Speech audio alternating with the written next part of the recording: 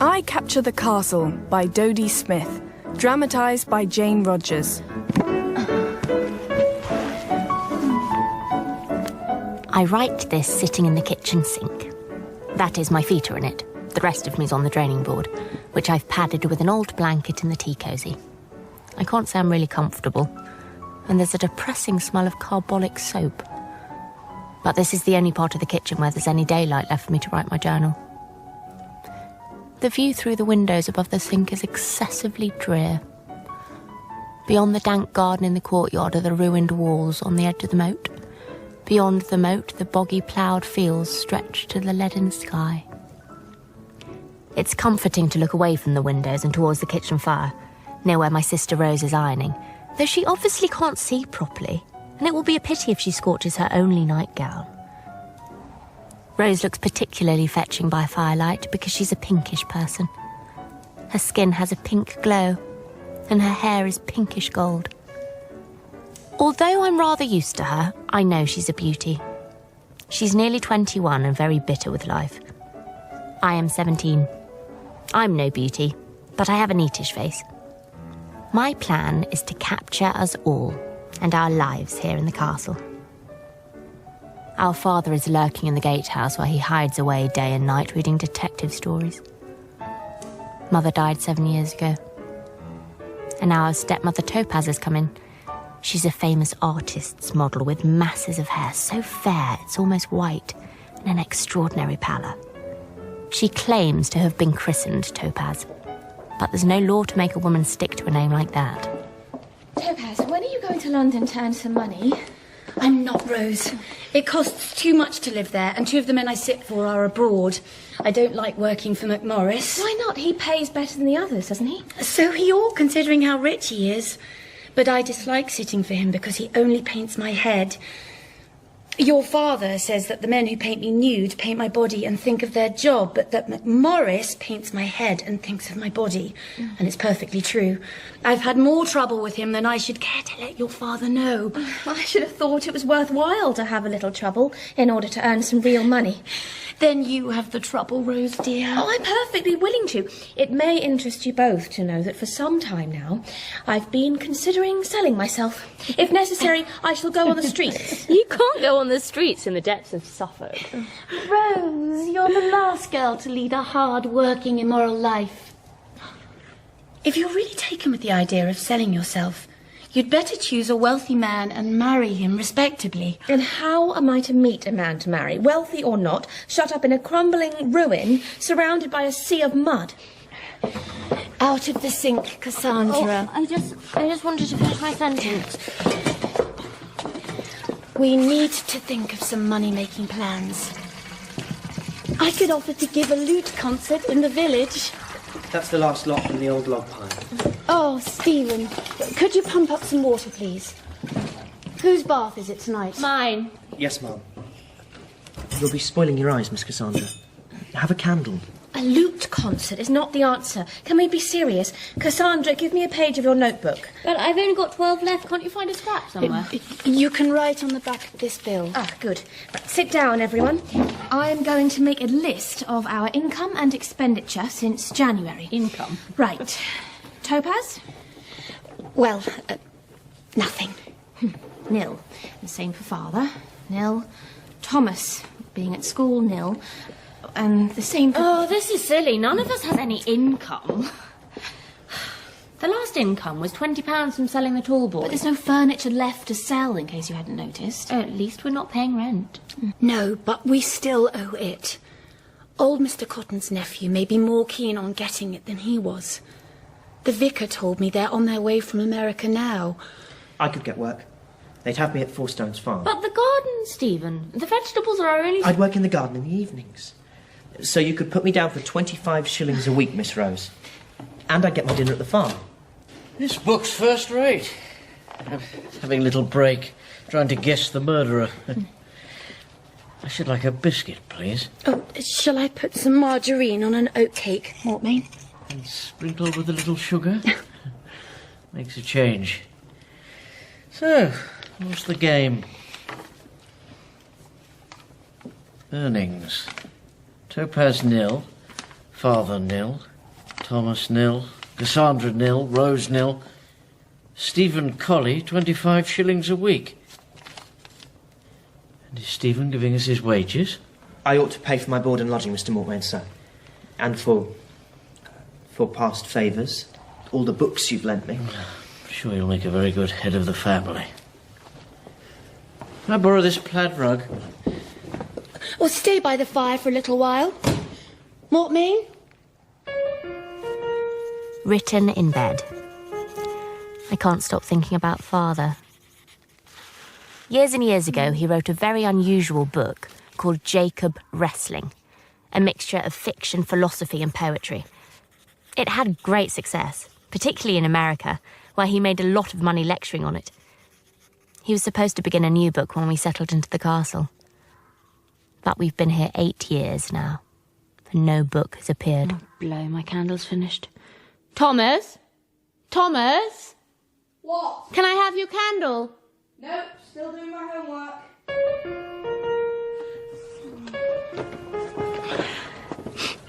Who's there? Only me, Stephen. I'm just getting a candle end. Miss Cassandra. It's all right. I want to ask you something. I want to know if you're ever hungry. I mean, when there's nothing for you to eat. Well,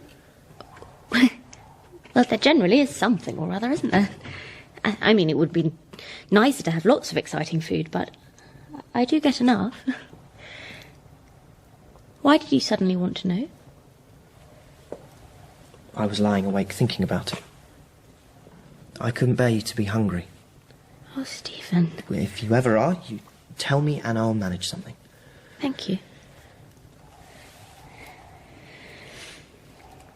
But look, you're going to help us all with your wages anyway. Yes, that'll be something. But you tell me if you don't get enough. Good night, Miss Cassandra.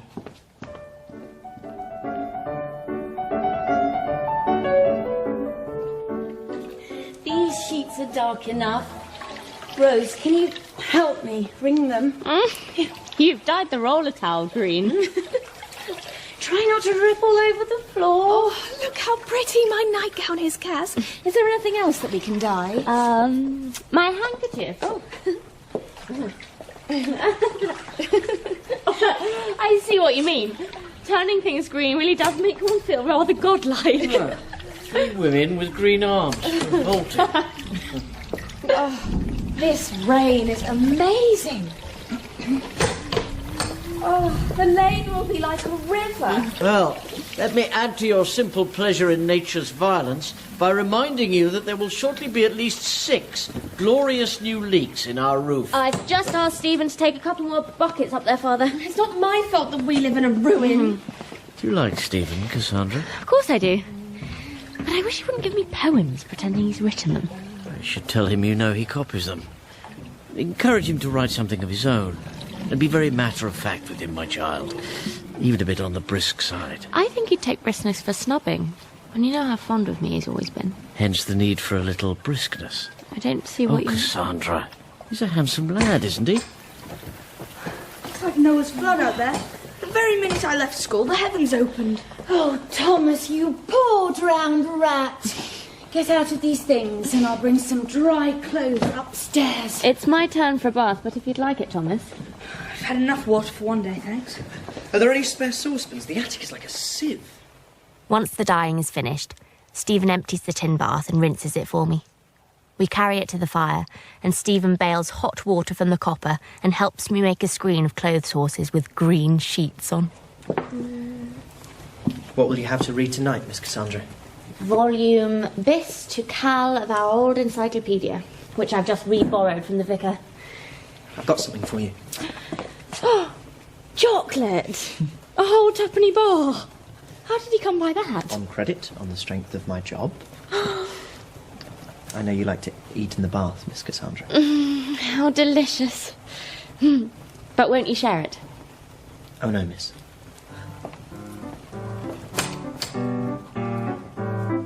The rosy glow from the fire turns the green sheets on the clothes horse a fascinating colour. I lie basking thinking about Topaz, who has passed through the kitchen in rubber boots and oilskins and disappeared into the rain. I would take a bet that she has nothing whatever on under her oilskins, and she intends to stride up the mound and then fling them off. After being an artist's model for so many years, she has no particular interest in nudism for its own sake, but she has a passion for getting into close contact with the elements. Come in! Anyone home? Whoever you are, I warn you, I'm in the bath here behind the clothes horse. Good heavens, I do beg your pardon. I'm Simon Cotton. My brother and I turned down your lane by accident, and now we're stuck in the mud. We'll have to get Stebbins' horse to pull it out. This place is magnificent. It's a castle. Just let me get dried and in my right mind, and I'll show you round. Could you pass my towel?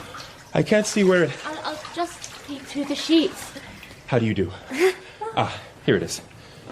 There's no need to look so scared. I'll put it down where you can reach it and go right back to the yard. Oh, I'm not scared, but you don't look the way you sound. I didn't think you'd have a black beard. I've been looking for you everywhere, Simon. This is the darndest place. You know, I've just seen a spook. Nonsense, Neil. Honest, I have. While I was in the lane, I shone my flashlight up at that tower on the hill, and a white figure flitted behind it. Probably a horse. It was walking upright. But gosh, maybe I am going crazy. It didn't seem to have any legs. Stop talking about it anyway. There's a child in a bath behind those sheets. Please, could you pass my clothes? I'll reach down the clothes horse for them. My God, it's a green child. What is this place, the House of Usher? I'm not green all over. It's just where we've all been dying. Then maybe it was one of your ghosts I saw. Don't worry about the ghost. Of course, he didn't see one. Well, he easily might up on the mound. But it was more likely my stepmother communing with nature in her boots. A legless stepmother. Have you a sister who plays the harp on horseback or anything? There she is. It's not a harp. It's a lute. Now that really is amazing. A castle, a lute. Look, Cassandra, Topaz has given me her old tea gown. Oh, Wow. Oh, I'd better come down. Oh, it's a bit long. Oh, let me lend you a hand. Good evening. We are your new neighbors. I'm Simon Cotton, and this is my brother Neil. I couldn't believe this kitchen was real. It was like a woodcut in some old book of fairy tales. it's real enough. I'm Rose Mortmain, my sister Cassandra. And do you own this castle? No, you do. We rent it from you. Oh, it's bloody weather. Sorry. You took the rug off your head. No. My father, James Mortmain. But this is a miracle. James Mortmain? You must be the author of Jacob Wrestling. Why? Yes. Neil, you remember Jacob Wrestling? Yes, of course. He was splendid. It was the most fascinating modern book on the entire syllabus. You would not believe the hours we spent as students arguing and analyzing and always finding something different, something new. Well, I'm glad to hear you say so. And when may we expect the successor to that great book? Never.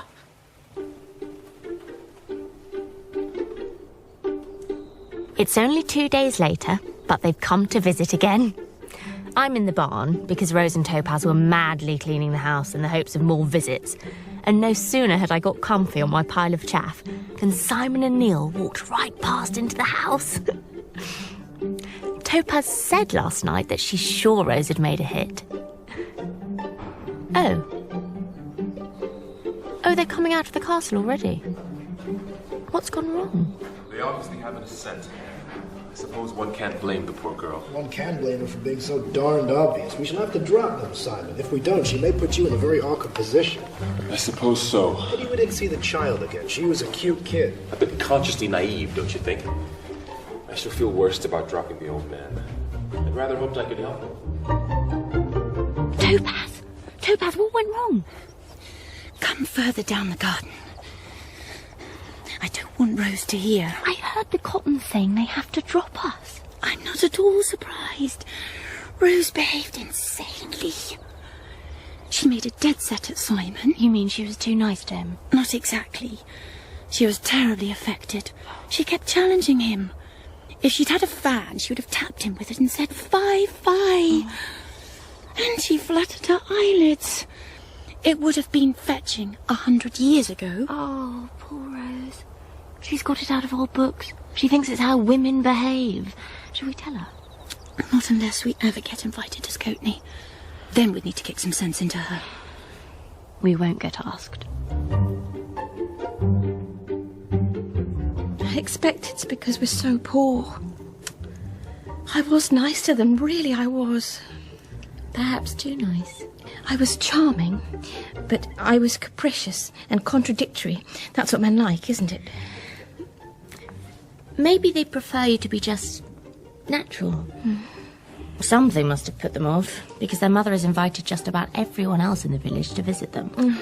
We haven't even seen them for 6 weeks. Oh, I don't want to talk about it. I regret to say there are moments when my deep and loving pity for Rose merges into a desire to kick her fairly hard.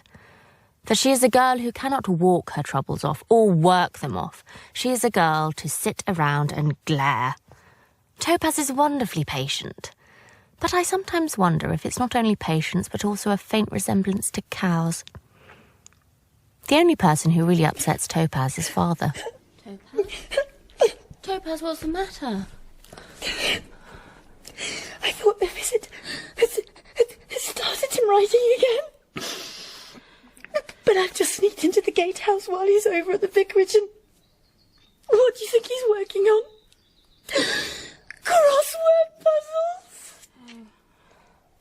Might there be money in puzzles? Not that kind. They didn't make sense. What is the matter with him? Is it... Might he be drinking some kind of alcohol you can't buy? I know there's something called wood alcohol. Oh, don't be idiotic. You can tell if men are drinking. We must be patient. It's just that he's a genius. What are you painting? Your father's portrait. Can't you tell? The picture is mostly orange triangles. But perhaps that's because he never sits for it. Topaz bathes her eyes, then puts on her favourite dress, which is cream satin damask, Italian, just about dropping to pieces. She wears a little ruby red cap with it. Then she goes down to make potato cakes for tea.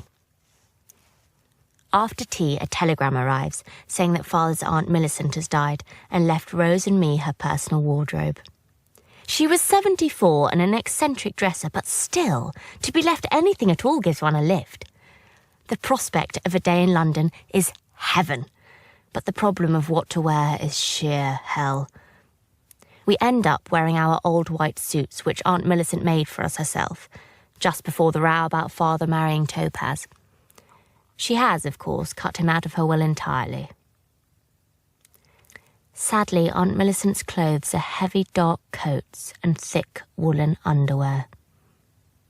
After we've packed them into trunks, we have to go to a shop where her furs are in storage.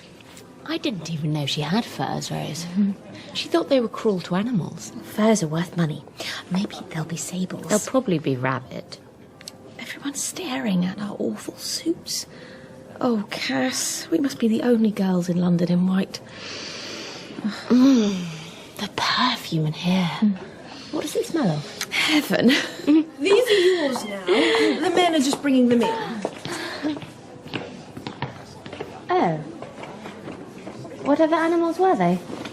Well, this coat is beaver, and the jacket is sealskin.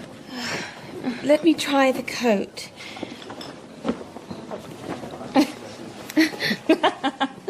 You look like a bear. It is bear. Oh, dear me, I think it must have been a coachman's coat. Weighs a ton. Could we sell it to the shop? No, I'm sorry, we don't buy furs. On the train home it is cold, and I wear the sealskin and Rose the bear. They are oddly comforting. But then disaster strikes. Rose, I've just seen Simon Cotton near the guard van. On this train? Yes, you ninny. We won't be able to avoid him when we get off. Let's be distant. Distant? Do you think that I intend to speak to him after they've ignored us? We can say good evening coldly and sweep on with dignity. Can't do anything with dignity, dressed in furs like hearthrugs. We should jump out of the train as it stops and dash away before the Cottons see us. We can't dash away without our trunks. Stephen will be waiting for us with the card. Oh.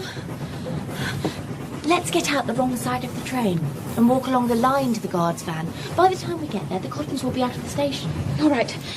Well, we might as well keep the furs on. These white suits will be horribly visible in the dark. Come on, I'll pull you up. Now, where are ours? Oh, look. Oh, no. On this trunk. There's a trunk and a traveling case. Quick, get behind the trunks. Crouch lower, you're not hidden. They'll never see us. I'll drag it to the door. Oh, my God! Oh, Rose. Oh, Rose, he saw us. Rubbish, why would he slam the doors on us? No, it's something else. Shut up, listen. I tell you, I'm certain, Simon. Oh, come, sir. I've been sitting in that van, but you left the doors open. What is it? Flashlight from the car. Tell Mother to stay inside with the door shut. Oh, what are you doing? Oh, it's a milk churn. Ouch. Haven't I fed them in Yellowstone Park? Rose. Rose, you've been mistaken for a bear. Oh, the idiot. The idiot. Ow! What? Where are you going? Come on, quick, out the back again. Oh, Rose, don't be a fool. If you don't come with me, I will never forgive you. I'd rather die than explain.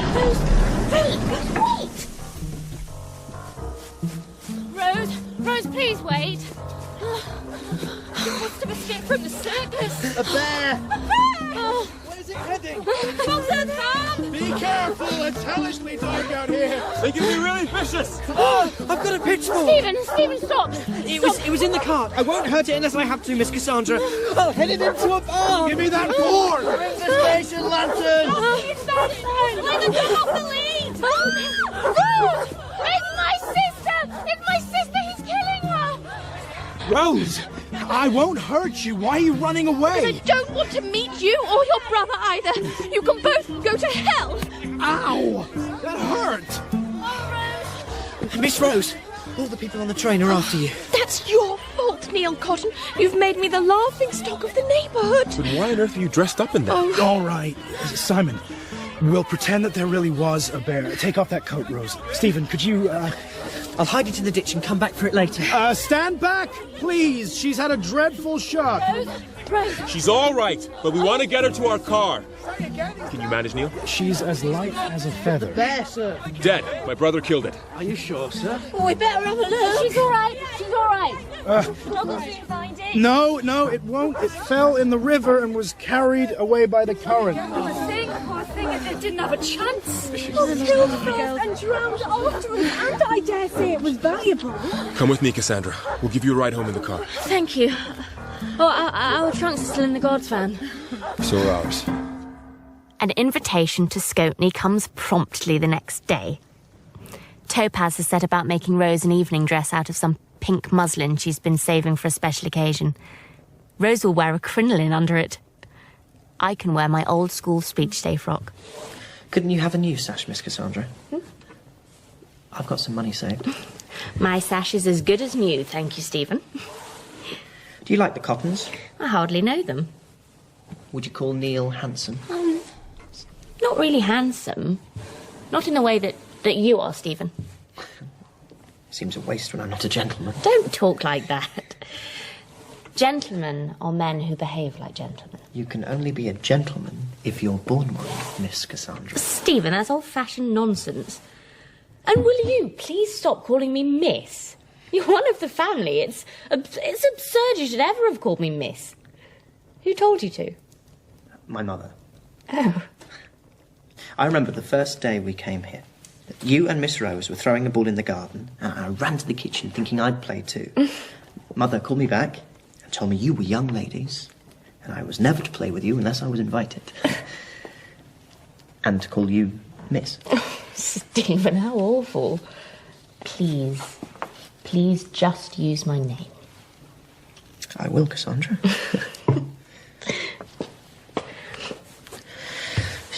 Shall we go for a little walk? All right. Oh, no, I don't think I will, Stephen. I have some more ironing to do. It's now 4 o'clock. I've been trying to sort out my thoughts. I wanted to go on that walk with Stephen, and I think I thought that if I did go, he would kiss me. The way he looked at me made me feel quite dizzy. But what I realise when I'm really severe with myself is that I don't reciprocate his feelings. I need to follow Father's advice. I will be brisk. Mrs. Cotton sends her chauffeur to take us to dinner at Scotney. Besides us, the vicar and a couple of distant relatives, the Foxes, are invited. I've wanted to go inside that beautiful house for so long. It has a smell of flowers and beeswax, sweet yet faintly sour and musty. A smell that makes you feel very tender towards the past. It is a wonderful dinner with real champagne, which is like very good ginger ale without the ginger. But I'm nervous because the knives and forks are so complicated. I think of copying Neil, but his table manners are quite strange. Mother thinks I ought to eat in the English way, but I'm darned if I will. What is the difference? Oh, well, look, you cut up a piece of food, lay down the knife, change the fork from your left hand to your right, eat the forkful, change the fork back to your left hand, and pick up the knife again. But that takes so long. When this house was built, people used daggers and their fingers. And it'll probably last until the days when men dine off capsules. Father, fancy asking friends to come over for capsules. Well, the capsules will be taken in private. By that time, eating will have become unmentionable. Pictures of food will be considered rare and curious, and only collected by rude old gentlemen. Mrs. Cotton starts quizzing Father about when he will write a new book. If any of us addressed him like that, he would bolt. But he's quite gallant and teasing with her. They talk for ages. And Rose and Simon's heads are bent close together, deep in conversation. Neil, what do the Foxes do? Well, Aubrey's an architect, and Lada's a photographer. Well, he's very smitten by your stepmother, isn't he? Oh. What is it?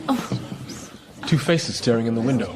I shall go and tell them. Oh, it'll be people from the village. Let them watch if they want to. Simon, Simon, don't catch them. Good heavens, I'm not going to hurt them. Anyone there? They're behind the cedar. Please say you couldn't find them. It's Thomas and Stephen. Oh, they must have cycled over. Quiet. Thomas, Stephen, where are you? I told you they'd see us. Come on, both of you. It's perfectly all right. Cassandra, I'm so dreadfully sorry. I know it was a terrible thing to do. Nonsense, Stephen. Nobody minds a bit. What?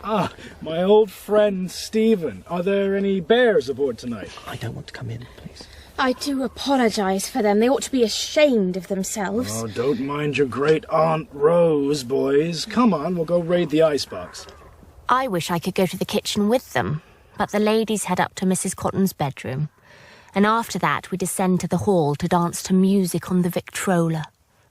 Leader Fox disappears to the kitchen, which I think dreadfully unfair. And I'm even more furious afterwards when I find out that she's persuaded Stephen to pose for some photographs in London. She's going to pay him 5 guineas.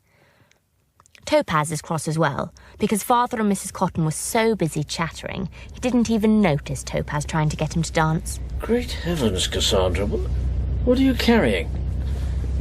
A ham. What? Neil gave it to us. I was trying to hide it in case you made me refuse it. Refuse it? You must be insane, my child. Pass it here. Let's see how much it weighs. Oh, must be 14 pounds at least. Thank you. You were nursing it as if it was your firstborn child. I doubt if anyone's firstborn child was ever more welcome.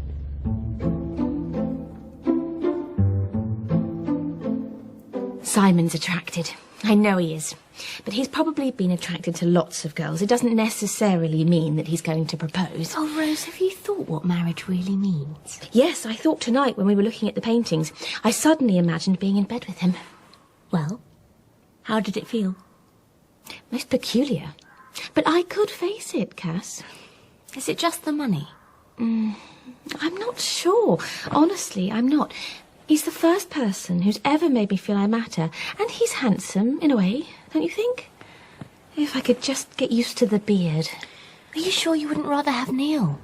He's so kind, and he has such a nice, clean face. Neil? No, you can have Neil. I wasn't thinking about me. If only I could get Simon to shave. Anyway, what does it matter? I'd marry him even if I hated him. Cassandra, did you ever see anything as beautiful as Mrs. Cotton's bathroom? Yes, lots of things. And no bathroom on earth will make up for marrying a bearded man you hate. I don't hate him. I like him. Perhaps you won't be sure of your feelings until you've let him kiss you. But I can't do that before he proposes, or he mightn't propose. That may be a mite old-fashioned. Anyway, I shall pray you really fall in love with him. And he with you, of course. And I'll do out-of-bed prayers. Oh, so will I.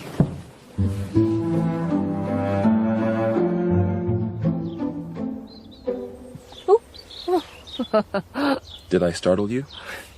I had a bet with myself I'd get up the hill without your hearing. Well, you did, Simon. But I wasn't asleep. Have you been having a good time in London? Oh, yes. I love London. But it seems a waste not to be here in this weather. What's that? Lessons? Oh, heavens, no. I left school last year. Oh, I do apologize, Miss Mortmain. Is it a story? Read me a bit. It's my journal. I've just finished writing about Scotney. Do I come into it? I'll give you a box of candy if you let me read a page. All right.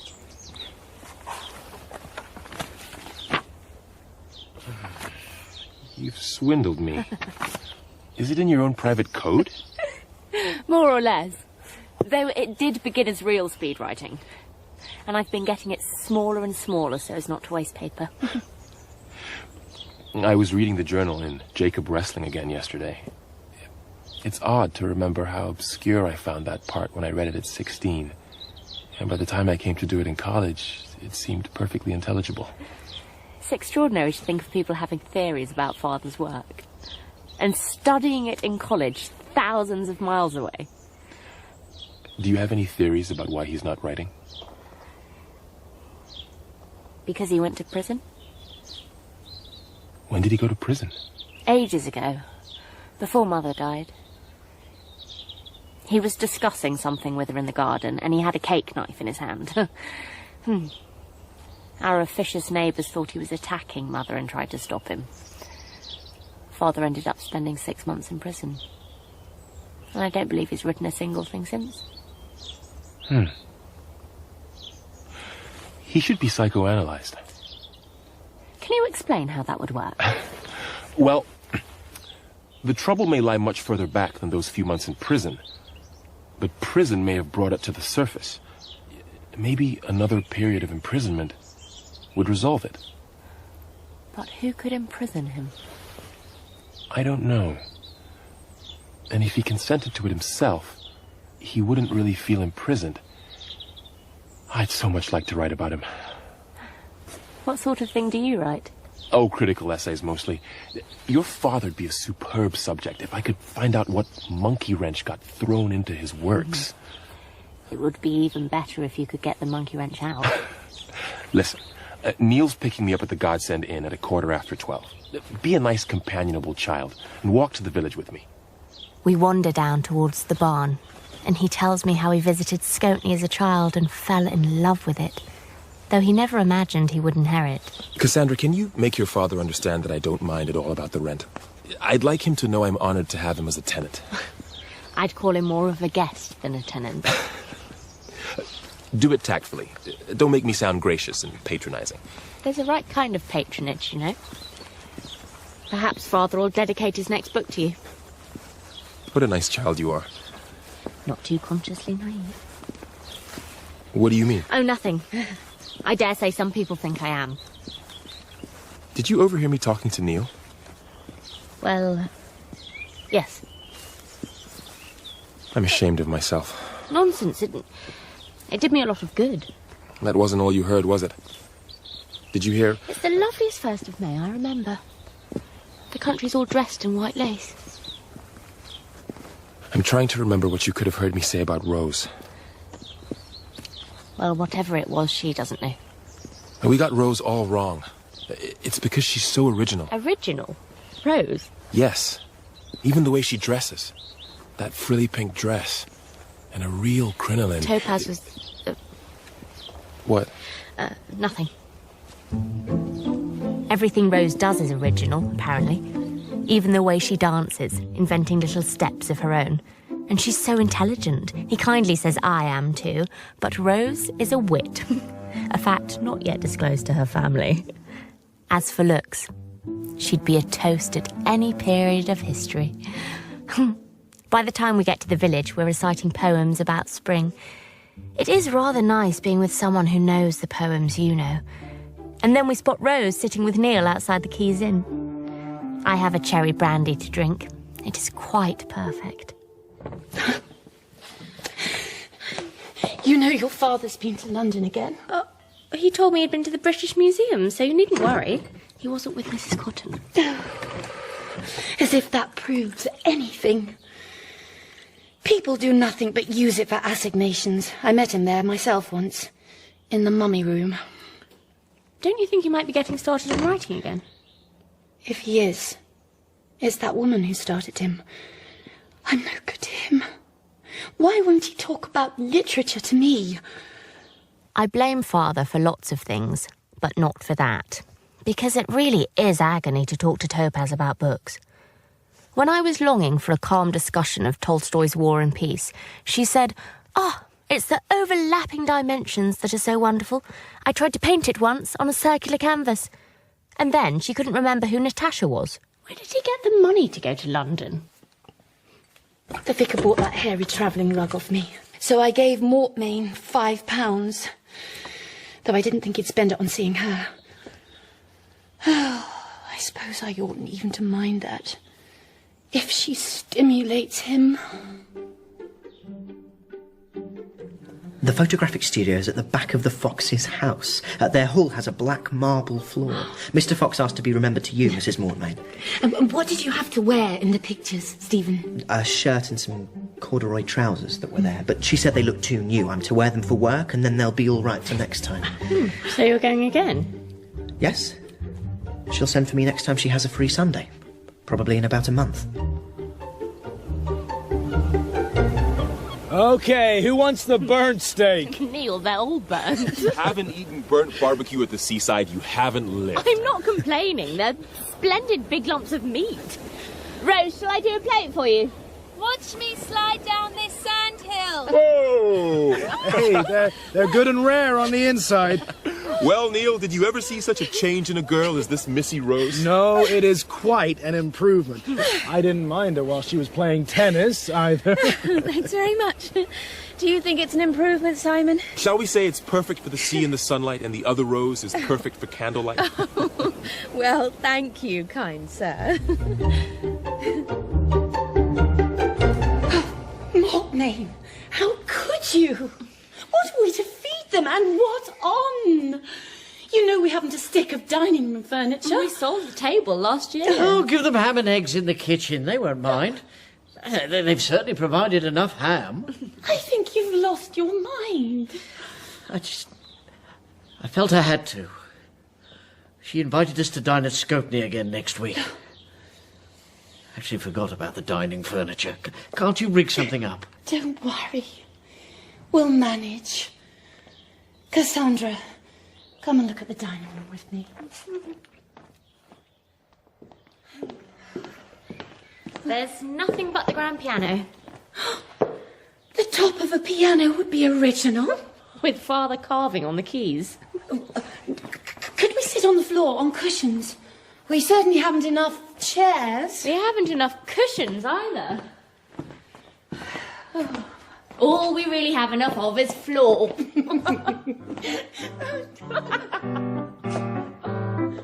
In the end, Topaz gets Stephen to take the henhouse door off its hinges and make some rough trestles to put it on. And we push it close up to the window seat, which saves us 3 chairs. We use the grey brocade curtains from the hall as a tablecloth. They look magnificent, though the join shows a bit. All our silver and good china and glass went long ago, but the vicar lends us his, including his silver candelabra. Of course we ask him to dinner too, and he comes early and sits in the kitchen giving his possessions a final polish while we get dressed. Our dinner menu is clear soup made from ham bone, boiled chicken and ham, peaches and cream, the cotton sent the peaches just in time, savoury, devilled ham mousse.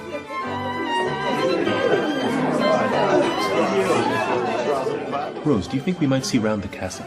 Oh, yes. Light the lantern, Thomas, then we can go up on the walls. Cass, isn't there some way that you can leave Simon and me alone? I've been hoping to ever since dinner, but it's really difficult. Can't you just lag somewhere? I did, on the gatehouse tower, but he just asked Thomas to wait with the lantern because I wouldn't be able to see. Who sleeps in the four-poster? Rose. And, what's behind this door? Oh, the tower. Rose's pink evening dress, of course. Oh, look, you can see the moat glinting down below your window. Neil, how'd you like to swim? I love it. Swim tonight? Yes. It'll be fun. Neil can borrow Thomas's bathing shorts. Rose and I will watch from the window.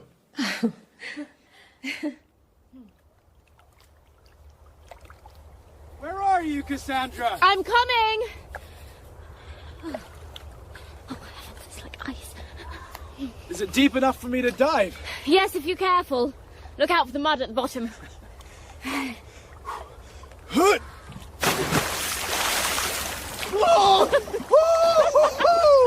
Gosh, that was cold. Oh, and after all the sunshine we've been having. I wonder if I ought to bathe, really, after such a heavy dinner. Oh, you don't get away with that. Come on, or I'll pull you in. Oh, please, God. I'm doing this for my sister. Warm it up a bit.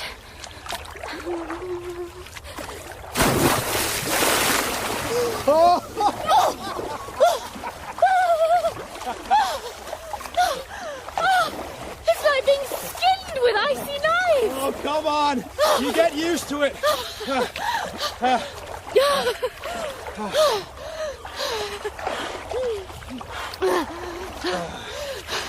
Look up.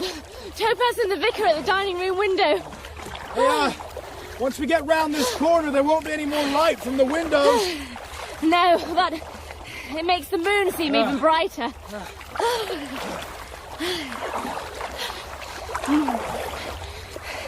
Listen to the water slapping against the walls. What happened to these walls? Why are they all ruined? Well, Cromwell's Puritans battered them down when they were fighting King Charles I. Oh, what a darn shame. What's that white thing?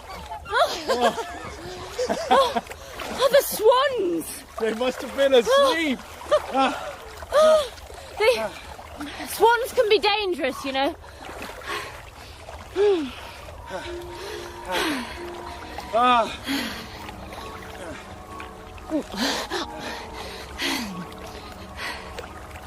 Listen.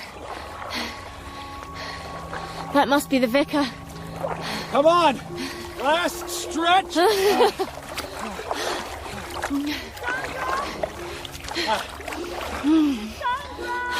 We're here! You'll get the chill. I'll send her in now, Mrs. Mortmain. But I'm not cold. Yes, you are. You're shivering. Hey, come on. Hey, where do we get towels? I'll get you one. Yes. If you wait in the kitchen where it's warm, I'll bring a towel down. Towels. We have so few that on wash days we just have to shake ourselves.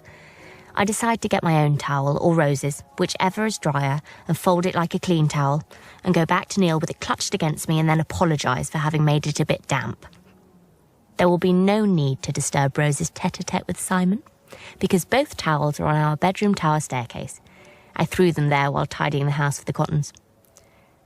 After I turn the bend in the tower, I'm almost in darkness, so I go on all fours, feeling my way quietly until I am near the door where Rose's dress is hanging. I stretch up and feel for the towels. And then through the door, I hear, Rose, will you marry me? Kiss me, please, Simon. I stand stock still in case they hear me. I have time to think that I wouldn't like my first kiss to be from a man with a beard, and to notice that a very cold draught is blowing down the tower on me. Yes, please, Simon. Oh, Rose! Rose! Cassandra, is it all right by you if Rose marries me? Simon, your beard is gone. Oh, let me hug you both. My child, you're like ice. Hurry up and change out of that swimsuit. Oh, I must take Neil a towel first. How do you like Simon without his beard? Wonderful. Oh. Cassandra, I thought you'd forgotten me. As you can see, the fire is steaming me dry. Isn't it splendid? Rose and Simon are engaged. Engaged? To be married? You don't look exactly pleased. Pleased? Clear out and let me get dressed. Neil, please. Why do you hate Rose so? I liked her a lot at first. But not now. Why not, Neil? Because she's a gold digger. And you know it, Cassandra. How dare you say a thing like that? Can you honestly tell me she isn't marrying Simon for his money? Of course I can. You darn little liar. Did you take me bathing deliberately? Yes.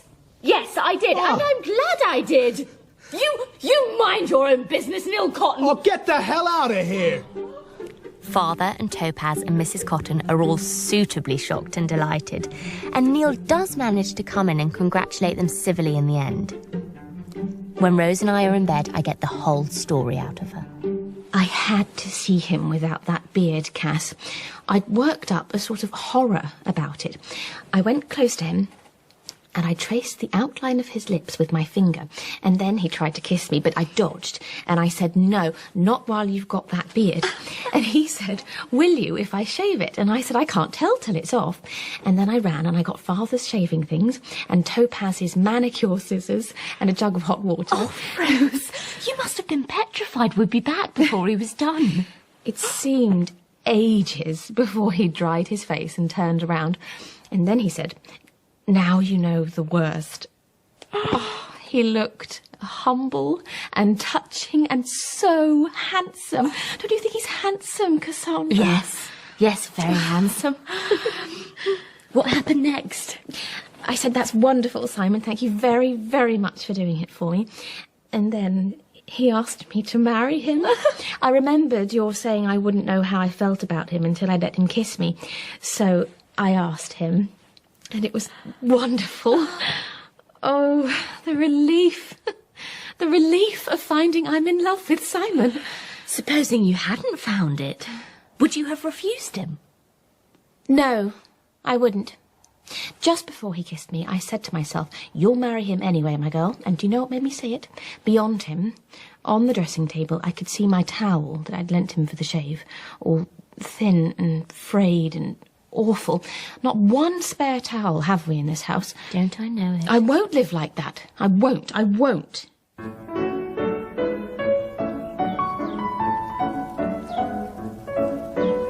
write this sitting on the ruins beyond the kitchen, basking in the bright June sunshine.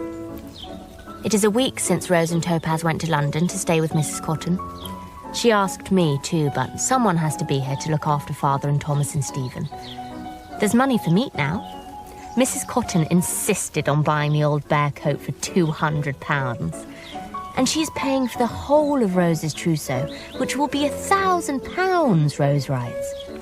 Stephen went to the Foxes for the weekend to pose for more photographs.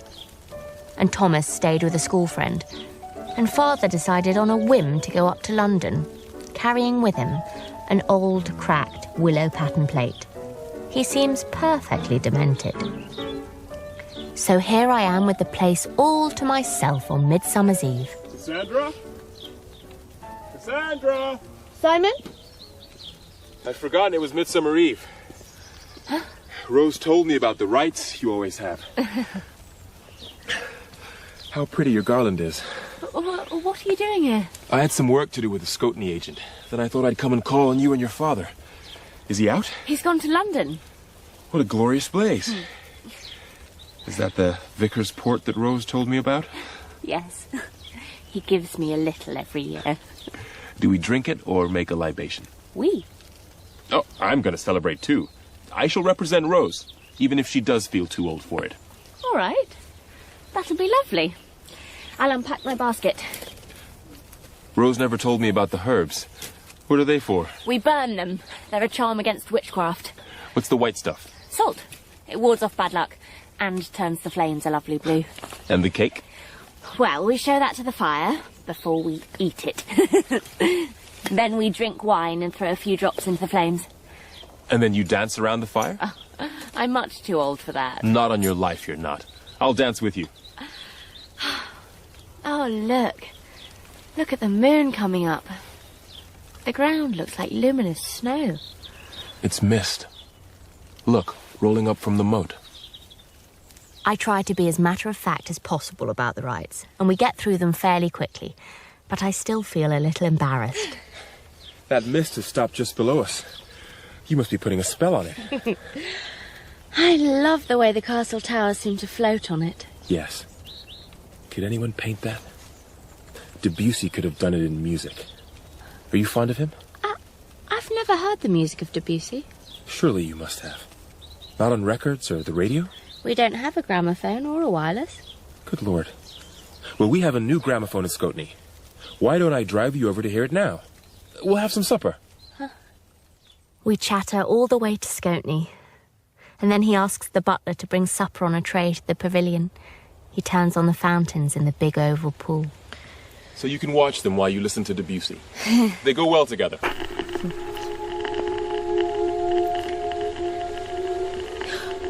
Oh, I do know it. A girl once played it at the school concert.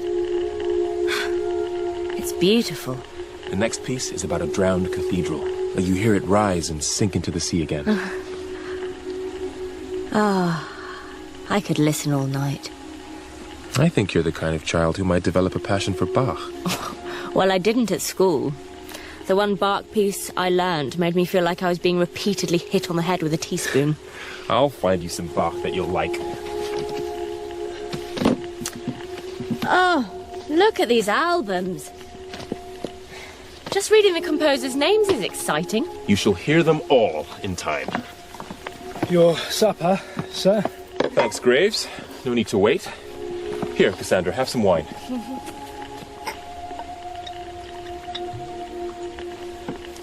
Thank you. I'll put on dance music for eating, too.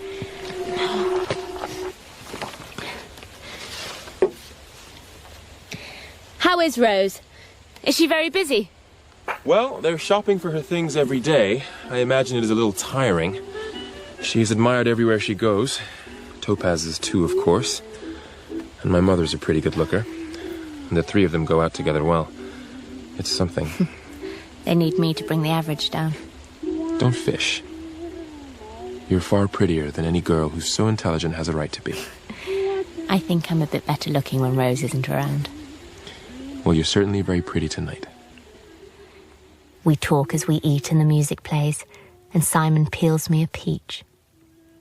I imagine drawing him, his fine hands, and the line of his shoulders, which seems exactly right with the line of his jaw, and the curve of his lips. What a fascinating tune. It's called If It Ain't Love.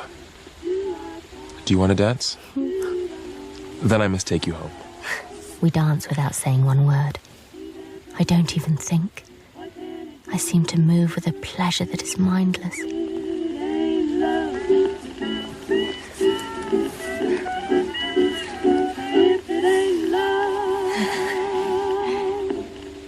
Thank you, Cassandra.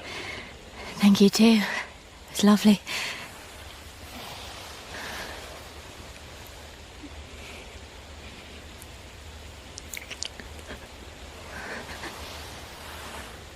You astonishing girl. Why? You kiss very nicely. You must have had a lot of practice. I've never kissed a man before in my life. I need to go home. Cassandra, oh my dear, I'm so sorry. Surely you weren't frightened of me. I wasn't frightened, but I thought you'd taken it for granted that you could kiss me. Cassandra, it was just an impulse. Because you've been so sweet all evening, and because I enjoyed the dance. And because I like you very much. And because you're missing Rose, perhaps? I'm damned if I'll pass that. That'd be an insult to both of you. No, it was a kiss in your own right, my dear. Anyway, we're making too much of it. Please forgive me for being so silly. Now may I hear the Buck record before I go home? Very well. We'll play it while I put the candles out.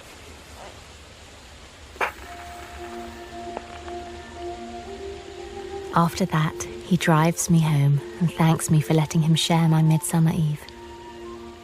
And when he leaves, I dash up and onto the walls. The mist has cleared, so I can watch the lights of the car travel slowly along the lane and turn onto the God's End Road. Even after they vanish on the outskirts of the village, I still watch on and catch one last glimpse of them on the road to Scotney. He belongs to Rose. I could never win him from her, even if I were wicked enough to try, which I never would be. Oh, just to be in love seems the most blissful luxury I've ever known. And I hang on to that, although I know there will be the most dreadful unhappiness ahead.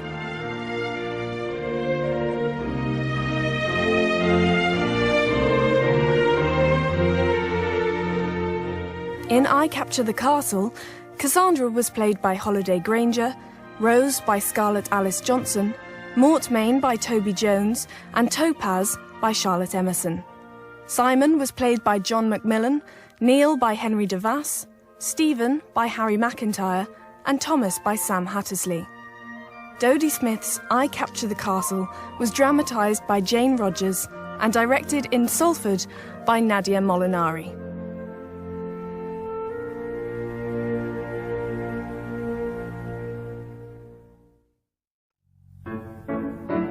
I Capture the Castle by Dodie Smith, dramatised by Jane Rogers.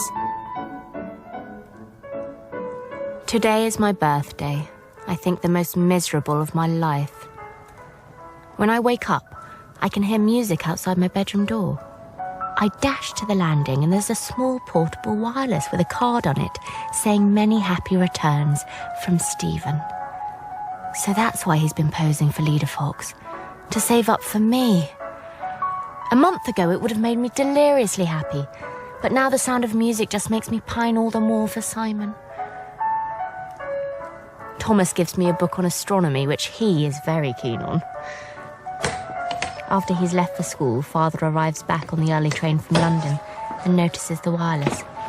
Ah, Cassandra, I hadn't remembered your birthday. But Topaz will. She'll send you something from me. Did you stay at the Cotton's flat? Yes, in Simon's room. He went to Neil's hotel. Simon has a charming nature, unfortunately. Why unfortunately? Because Rose takes advantage of it. Are you sure she's in love with him, Cassandra? Well, she told me she was. And you know how truthful she is. You're right. I can't remember her ever telling a lie. But her manner last night... What was her manner like? I'll get it. You were so damned unresponsive and so obviously sure of her power over him. Parcel for Miss Cassandra Mortmain. Oh. Good heavens, it's enormous. Can you set it down on the table? Oh. Thank you. Oh, I'll use the bread knife to prise it open. What on earth? Oh, it's a gramophone. Yeah. And a wireless combined. Oh, isn't it beautiful? It must be from Simon.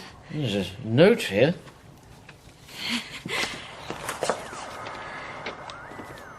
Love from Simon. Listen to this. Sounds like the lost souls of seagulls, doesn't it? Oh, stop! Stop, it can't be good for it to shriek like that. Happy birthday, Cassandra. What's that? It's a radiogram. That's a very handsome present, Mr. Mortmain. No, it isn't from me. Father. Yes. Well, I'll leave you to it. Stephen, thank you so much for the portable wireless. It was a lovely surprise. Is it from Simon? What, this? Oh, yes, it is. Yes. That's very handsome. The wireless part isn't as good as yours. I'll be seeing you. Where are you going? Doesn't matter. Wait, let's go for a little walk.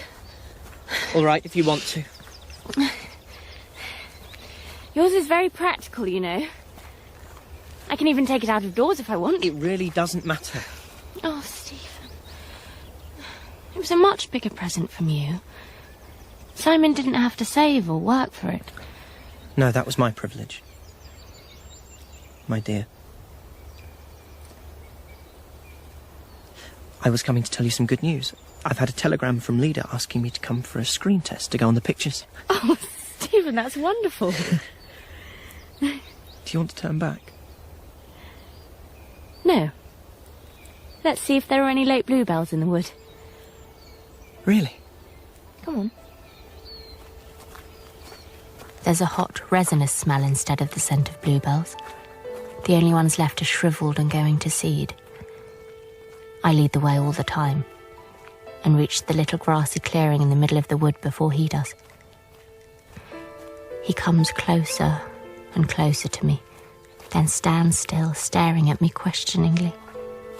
I nod my head, and then he takes me in his arms and kisses me, very gently.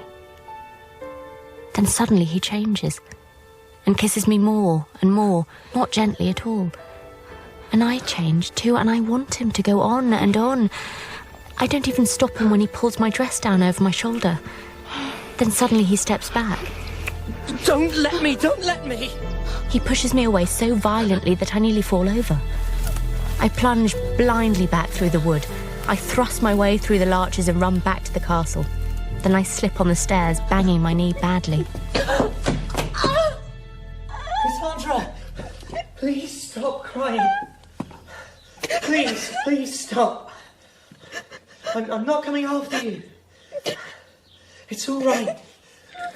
Really, it is. There's nothing wrong in it if we love each other. I don't love you. I hate you. No, I didn't mean that. I'll never be able to explain.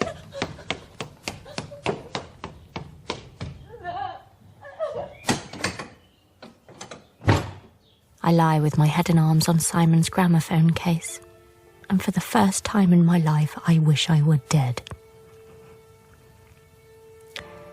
Later that afternoon, a note is pushed under my door. Dear Cassandra, please do not be unhappy. It will come right. It was all my fault. If you forgive me for shocking you so, please write yes on a piece of paper and put it under my door. I'm going out now and will not come back until it's dark and your candle is out, so you need not be frightened of meeting me. Truly, it is all right. With love from Stephen. I write yes and put it under his door. The honest thing would be to tell him it will never be any good. I know this. Asking him to go into the wood was a wicked thing. Wicked to him and wicked to myself. Cassandra, wants to know a fact? Rose is definitely not in love with Simon. Thomas, how can you possibly know she isn't in love? She hardly ever mentions him. Harry's sister's in love, and she never stops talking about her fiancé. Harry and I make bets on it. That last weekend I stayed there, she mentioned him 51 times. That's nonsense. Rose happens to be more reticent. Reticent? Rose? She talks her head off about anything she's keen on. Do you know that in the letter I had from her, there isn't one word about Simon? When did you have a letter? I didn't show you because she asked me not to. It was just one enormous list of all the things that had been bought for her and how much everything cost. She was afraid it would make you envious. Envious of her things? And I bet I know why she made that list. It was to convince herself that marrying for money is worth it. I have just decided what to do.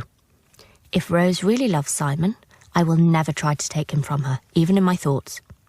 But I must know the truth. I will go to London with Stephen on Saturday. Cassandra! Oh, Cat! Good heavens, how long have you been waiting here? Why didn't you tell us you were coming? Oh, I'm sorry, Topaz, but I needed to... Oh, I'm so glad you're here. Oh, you must stay. My bed's big enough for two. We'll kick each other, Rose. Oh, all right, I'll sleep on the floor, but you must stay, you must. Mustn't she, Simon? Yes, of course she must stay, and come out with us tonight. Mrs. Cotton will be pleased. We can see about your bridesmaid dress on Monday morning. Oh, if I'd have known you were here, I'd have rushed home. We've been to the dullest matinee. But I've arranged for Stephen to take me home tonight. He's at the Foxes having a screen test. Well, I'll ring him there and tell him. Oh, Cassandra, do you think your father will be all right without you? I've left plenty of food for him and Thomas. We'll call up Scoutney and have a cold roast of beef sent over. They can eat their way through that. Oh, I can lend her a dress. Oh, Simon, you telephone Neil and say he's to come and dance with her. Splendid idea. Oh, you should have a bath in my bathroom, Cassandra. I've got 3 sizes of towels.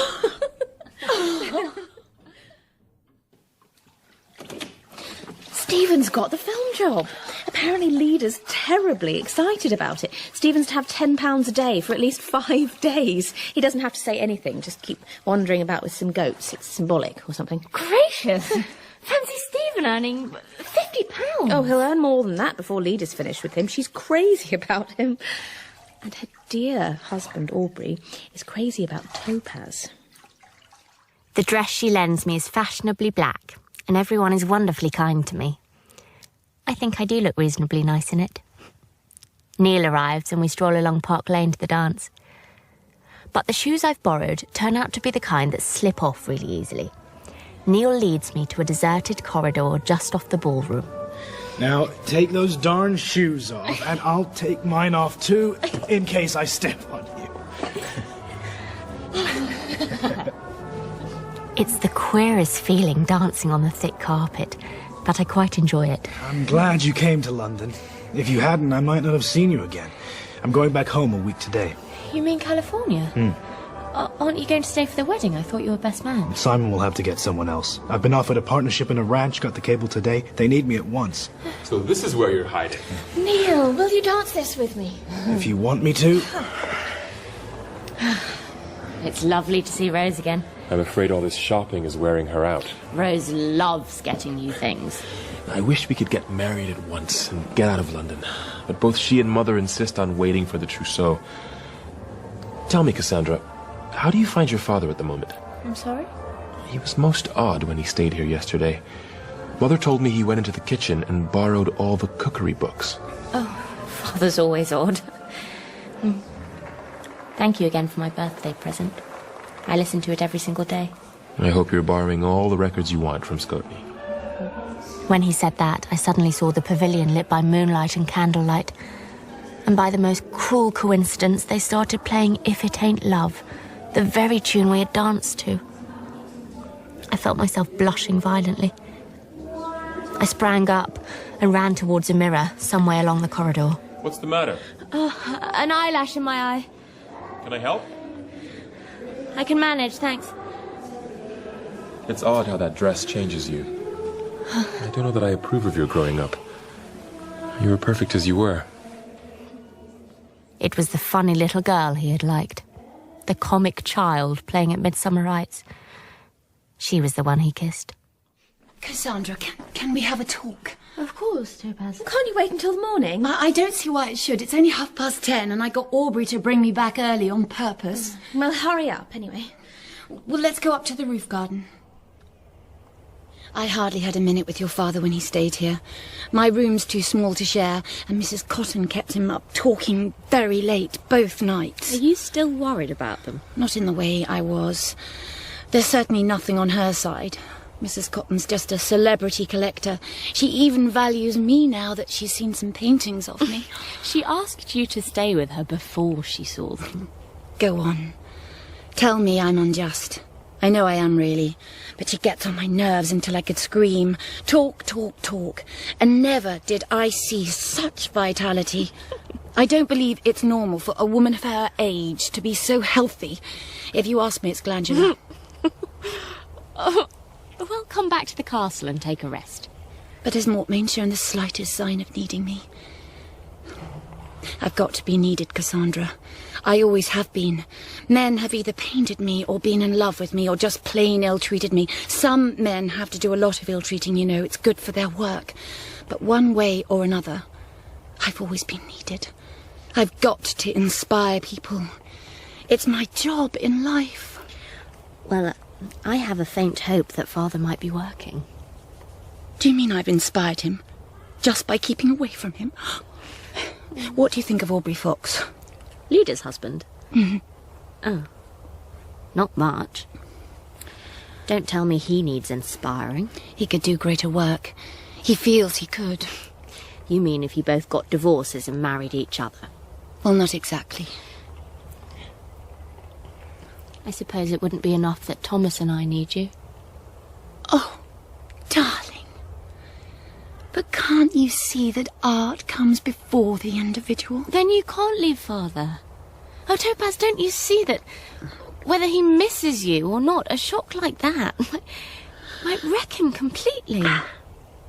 Just imagine his biographer writing, Mortmain was about to start on the second phase of his career when the faithlessness of his artist model wife shattered the fabric of his life. Oh, Cassandra! Can't you see how prosperity would misjudge you?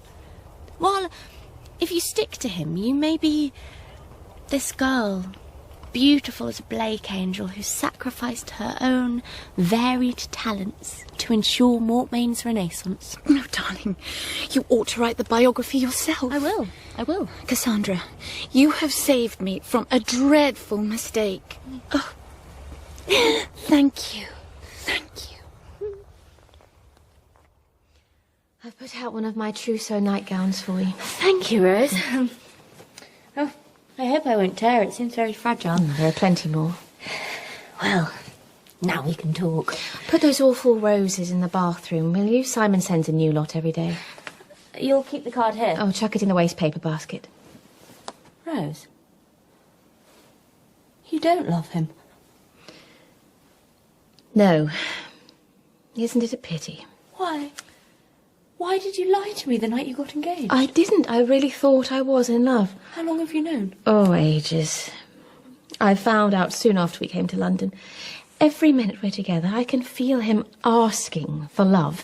He links it with everything. If it's a lovely day or if we listen to music together, it makes me want to scream. Oh, God. Oh, I didn't mean to tell you. Would you like me to tell him for you? Tell him? Oh, no wonder you're upset. Don't worry, darling. I'm still going to marry him. No, you're not. You're not going to do anything so wicked. Why is it suddenly wicked? You always knew I'd marry him, whether I loved him or not. You helped me all you could without ever being sure I was in love with him. It was just fun. Like something in a book. It wasn't real. Well, it's real enough now. You can't do it, Rose.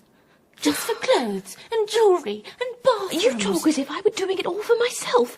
Do you know what my last thoughts have been, lying here night after night? Well, at least they've enough to eat at the castle today. And I've thought of you more than anyone, of all the things that I can do for you when I marry. Then you can stop thinking, because I won't take anything from you. And you can stop pretending that you're doing it for us. You're going to wreck Simon's life because you're greedy and cowardly. You're in love with him yourself. Oh, it only needed that. Oh, shut up! Cass, I swear. I'd give him up if I thought he'd marry you instead. I'd jump at it. We'd still have money in the family and I wouldn't have to have him as a husband. But I know he won't fall in love with you. He thinks of you as a little girl. You're not going to marry him without loving him. Don't you know that he would rather have me that way than not at all? I'm going home. You can't. Not tonight, there are no trains. Then I'll sit in the waiting room till morning. Cassandra, please, listen. Shut up! What am I to tell them if you leave tonight? Tell them what you damn well like. You're failing me. Just when I need you most desperately. Oh, go and sit in your bathroom and count your peach-coloured towels. That'll cheer you up. You lying, grasping little cheat. I'm thankful to be out in the cool air. But after the first wave of relief, my mind begins to go over and over the scene with Rose. I come to Earth when I strike Regent Street, Hello, darling. Don't I know you? No, go away! I walk as fast as I can until I suddenly see a restaurant which Topaz used to talk about. Corner House. It's famous for staying open all night. My eyes keep swimming with tears. But worse than that, worse even than my misery over Simon, is the realization that I've been utterly in the wrong with Rose. I can see the main reason for my outburst wasn't noble anxiety about Simon's happiness, but sheer, blazing jealousy. I drink cup after cup of tea. The last one so weak that I can see the lump of sugar sitting at the bottom of it. The waitress comes and clears away my cup in a very final way, so I look at the bill and open my bag. But my purse isn't in my bag. It's in the evening bag Rose lent me.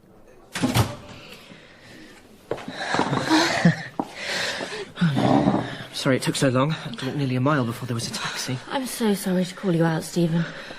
Oh, you poor thing, you look terrible. I ordered this lemonade for you. Thanks. Did you snatch the telephone from Leda? What luck you overheard her talking. Is there a telephone on the upstairs landing or something? There's one in the studio. We were in there. Do you mean she was still photographing you?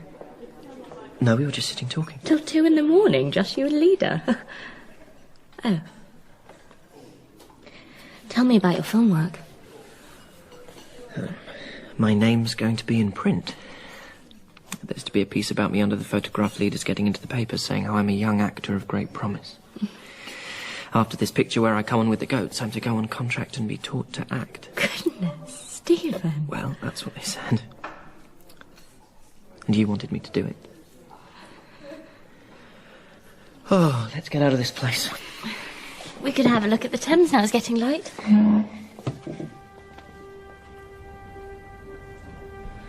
The sky is red. The river's red. Like a river of blood. What is it, Cassandra? Is it something to do with me? No, of course not. I might have known that nothing I've done tonight could matter to you. Who are you in love with, Cassandra? Is it Neil? No, it isn't Neil. Then it's Simon. That's bad. That is... Because Rose will never let him go. But she doesn't love him, Stephen. She admitted it. Rose is bad. Not really bad. Lots of women are. Sometimes without meaning to be. Oh, Stephen, can you ever forgive me for letting you kiss me when I knew I was in love with someone else? I soon saw I was making a fool of myself. Things like that happen when you're in love with the wrong person. Worse things you never forgive yourself for. Are you miserable because you made love to Leda Fox? It was her fault, wasn't it? You don't need to blame yourself. I'll blame myself as long as I live. It's you I love and always will. Oh, Cassandra, are you sure you couldn't ever get to care for me? You liked it when I kissed you. Well, you seem to. If we could get married, Stephen, I'd work for you. If I'm any good at acting, perhaps we could live in London, a long way from the others. Couldn't I help you through somehow when Simon's married to Rose? Please, stop. I'm so fond of you. And so deeply grateful, but I could never marry you. Oh, Stephen, I'm so sorry. Stephen and I come home on the first train, and he packs up his things and leaves for London again straight away. I write to Rose asking her to forgive me, and then I have a whole day to sleep and cry in before Thomas gets home from school. You've been howling, haven't you? I suppose the castle's depressing after being in London. Yes. And it was sad seeing Stephen go. I'm wondering what would happen to him. I wouldn't worry about Stephen. All the girls in the village are in love with him. One day you're going to find out what you missed. I brought a haddock for tea. Good. Father will get tea at Scotney, so we needn't wait. The servants there must be tired of feeding him. What does he do there? Does he just read for the fun of it, or is he up to something? If only we knew that. Harry says he ought to be psychoanalysed. Does Harry know about psychoanalysis? His father's a doctor, you know. Simon once said father should be psychoanalysed. I wish I'd got him to tell me more. Would Harry's father have any helpful books, do you think? I'll ask. Though now Rose is marrying Simon, it doesn't really matter whether father writes or not. Oh, Thomas, it does. It matters terribly. I poached the haddock and milk. It is delicious. Hello, you two. Hello, Father. Ah.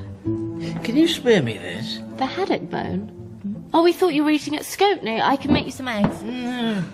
At tea? I can use this bone.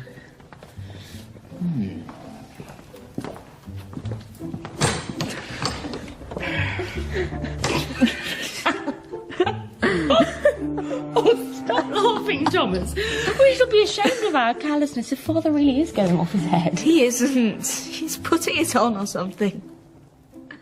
Later that evening, I find myself thinking about Father again.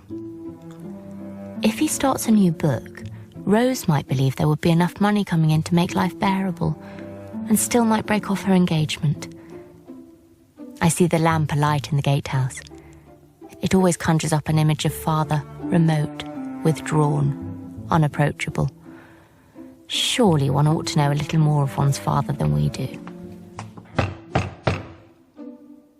Go away! Something important? Yes, very. What's the matter, Cassandra?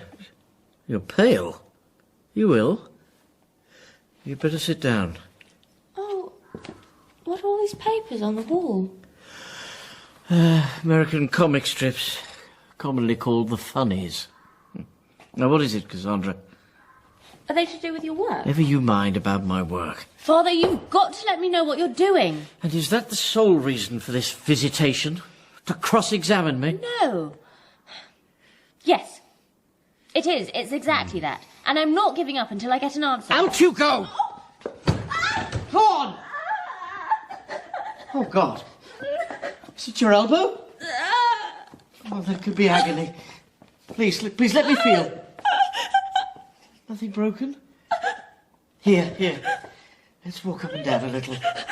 Until you feel better. Oh, dear. Oh, dear. It's going off. Just let me sit down for a minute. Here. Thank you. I can move it, see? It's nothing serious. Oh, it might have been.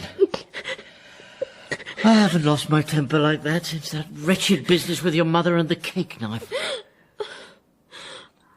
Oh, Father, do you think that's what's been the matter with you? That you stopped getting violent? Has repressing your temper somehow repressed your talent? Who put that brilliant idea into your head? Was it Topaz? No, I thought of it myself, just this minute. Very ingenious of you.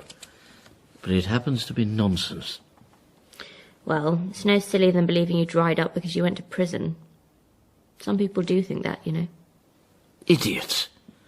Good God. How could a few months in prison do me any harm? I've often thought I'd like to be back there. Especially now I'm getting started again. Oh, for the peace of that little cell. Oh, Father, do you mean you have found a new way to work? Do all these crazy things, the crosswords and the cracked plates and the comics, do they really mean something? Great heavens, what do you take me for? Of course they mean something. Now, go away. I will, if you'll answer me just one question. How long will it be before the book's finished? Finished? It isn't even begun. I'm still collecting material. I believe I could make a start now. If I could get scaffolding that really satisfied me. I need a backbone. Was that why you took the haddocks? Don't be facetious. No. The haddock may be said to have turned into a red herring across the trail. Lots of things do. The ladder-like pattern is interesting, though. I must study the fishes of the world. and Wales, and the forerunners of Wales, primeval, antediluvian. The Ark? No. No, not the Bible again. He's writing at his desk. Wales. I keep dead quiet. Cetaceans. I begin to think I had better creep out, but I'm afraid that opening the door will make a noise. Squid? It comes back to me that he liked Mother to sit with him while he wrote, provided she kept quite still. But after a while, bits of me begin to tickle maddeningly. Our colours of emotion. Plankton. Oh, hello. Was the idea any good? Your mother used to sit like that. I know. I was thinking of her a minute ago. So was I. Probably telepathy. Mother helped you quite a lot, didn't she? Yes, in an odd way. God knows she never had an idea in her head, dear woman, but having her in the room seemed to give me confidence. Well, good night, my child. Is the elbow better? Quite, thank you. Good. I must say, I'm curious to know what keyed you up to this attack tonight. I was anxious. Well, I dare say I appeared pretty eccentric, and plenty of people will think that's an understatement when this book gets out. If it ever does. I've lost confidence, you know. It isn't laziness, I swear. It never has been. I believe you're going to start very soon now. I hope so, because if I don't get going soon, the whole impetus may die. Look, why not let me sit here as Mother used to? And you go to your desk and start this very night. No, I couldn't yet. I know you mean well, my dear, but you're making me nervous. Now, run along to bed. I'm going myself. So what do you think, Thomas? It's hopeful, isn't it? It sounds like he may really have something up his sleeve, but I don't like the thought of all the material he's collecting. It's like taking too many notes at school. You feel you've achieved something when you haven't. You mean he may never get going on the book itself? Well, if only we could push him in the right way. Simon said that maybe another spell of imprisonment. Yes, that really might do the trick. But who? And how? Then suddenly the whole plan is complete in my mind, almost to the last detail. It's crazy, and I'm afraid Thomas will laugh at it. But no, he's dead keen. Give me some of Mrs. Cotton's housekeeping, Lolly, and tomorrow I'll buy everything we need. And then we'll do it the very next day. Quickly, before Topaz comes home. Father goes to Scotney the next morning, so there's no danger of his seeing what I'm up to. By the time Thomas comes home, I have everything in readiness, except for the few things that are too heavy for me to carry alone. He helps me with those, and we make our final plans for the morning. Cassandra, he's already pumping up his bike. He'll be off to Scotney any minute. Get out the house without letting him see you. Go along the walls, down the gatehouse stairs, then dash up the mound and hide behind the tower. Be ready to help. Go on, quick. Father, you can't go off without your breakfast. Huh? Oh, no, they'll give me some of Scotney. Your bike needs new tyres, you know. Shall I give that back on an extra pump? Thank you, Cassandra. Can you spare a minute or two to come up to Belmont Tower? I think you may need to let someone at Scotney know what's been happening in the dungeon there. Oh, Lord. Did that last heavy rain do a lot of damage? Well, I think you'll see quite a few changes. Oh. You go down the ladder first. I wonder if Simon's agent has the authority to do repairs to the tower. Yeah. Can't see much after the sunlight. Hello. You've been camping out down here? One of us is going to. Go up the tower staircase a little way, will you? The crumbling's worse, is it? Thomas! I'm here. You take the left side of the ladder. Ready? Right. Heave! Come down and show me what you mean, Cassandra. Don't say anything till he comes back. Cassandra? Did you hear me calling you? Hello, Thomas. Why haven't you gone to school? What's the matter? Good God! You've taken away the ladder! Father, will you please look around you? It's sort of a surprise. It's the mattress from the four-poster bed in Cassandra's room. And there's plenty of blankets and pillows. There are washing arrangements and drinking water in the garderobe.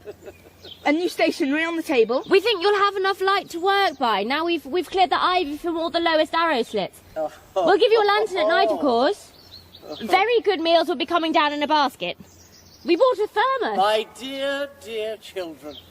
Cassandra, are you, 17, 18, or are you 8? Bring back that ladder at once. We think you ought to start writing, Father. For your own sake, far more than ours. And we think being shut up here may help you to concentrate. Bring back that ladder. We'll leave you to get settled. You can tell us at lunchtime if there's any books or papers you need. Don't you dare go away. Oh, Father, it's an experiment. Give it a chance. You little lunatic. I warn you, this will only develop into a brawl. Let me get the door shut. Knowing you won't be let out till he's done some work will do wonders. But if it doesn't come right psychologically, from the depths of Father, it won't come right at all. You can't trammel the creative mind. Why not? His creative mind's been untrammelled for years, without doing a hand's turn. Let's see what trammelling does for it. At 1 o'clock, we take his lunch in a basket. Soup in the thermos, chicken salad, strawberries and cream, and a cigar, 9p. It's only a light luncheon so that it won't make you sleepy. There'll be a bigger meal tonight, with wine. Thank you. This looks superb. Now, listen, you comics. I'm touched that you're doing this to try to help me, and I've had one or two splendid ideas. But the novelty has worn off now. If you keep me here any longer, you'll undo your good work. Any books or papers you want, Father? No, there aren't. All I want is to get out. Bring back the ladder, Thomas. How dare you? All afternoon, I'm fighting off thoughts of Simon. I can't let him into my head. I just can't bear to. I'm upset that Rose hasn't replied to my letter. I prepare Father's dinner. Melon, cold salmon, tinned peaches, cheese and biscuits, a bottle of white wine, 3 shillings, coffee, and another cigar. Help, please! Anybody! I'm trapped!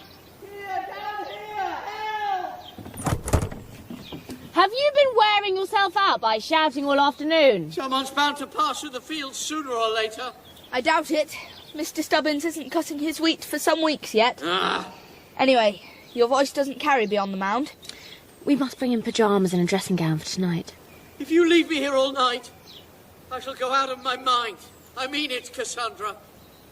Don't you know what it does to people being shut up in small spaces? There's plenty of space upwards. Oh, you damn little idiots. Let me out. Let me out. Here's your dinner. We'll let you out as soon as you've written something. Say, 50 pages?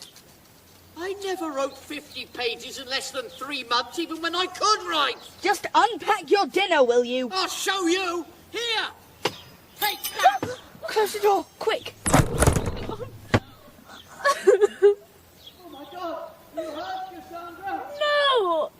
But please don't throw all your dinner dishes till you've eaten what's on them.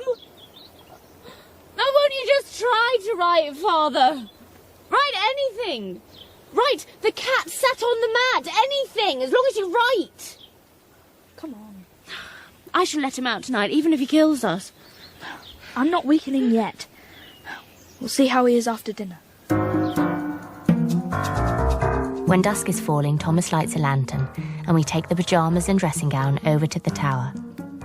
A faint, reassuring smell of cigar smoke wafts up to us. When we open the trapdoor, Father is sitting at the table with his back to us. Father? Your brilliant idea's done the trick. I've begun. Oh, how wonderful. May we see what you've written? Certainly not. You wouldn't understand a word of it, but I assure you I've made a start. Now, let me out. It's a ruse.